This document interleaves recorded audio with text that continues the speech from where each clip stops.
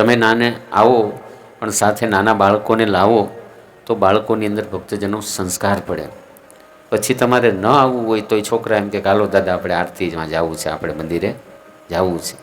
પણ એવા સંસ્કારો પાડ્યા હોય તો થાય, નહીતર શું થાય? પછી એક છોકરો અને એના દાદા એ બે બજારમાં હાલ્યા આવતા હતા. એટલે છોકરાને એના દાદાએ કીધું કે બેટા તું હમણાં 2 દિવસથી આ સ્કૂલે નથી જતો, એટલે તારા સાહેબ આવે છે એટલે તને વઢશે. પેલા એવી બીક રહેતી છોકરાઓ સ્કૂલે ન જાય તો સ્કૂલેથી કમ્પ્લેન આવે. અને બાપ દીકરો દાદો દીકરો હાલ્યા આવતા હતા. એટલે પછી દાદાએ દીકરાને એમ કીધું કે દીકરા તું સંતાઈ જા, તારા સાહેબ આવે છે એ કે, અને તું સ્કૂલે નથી જતો એટલે વઢશે. તો દીકરાએ શું કીધું કે દાદા તમે હંતાઈ જાવ ને એ કે. તો કે કેમ?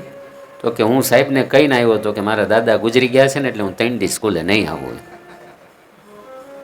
આવા છોકરા હોય તો શું કરો?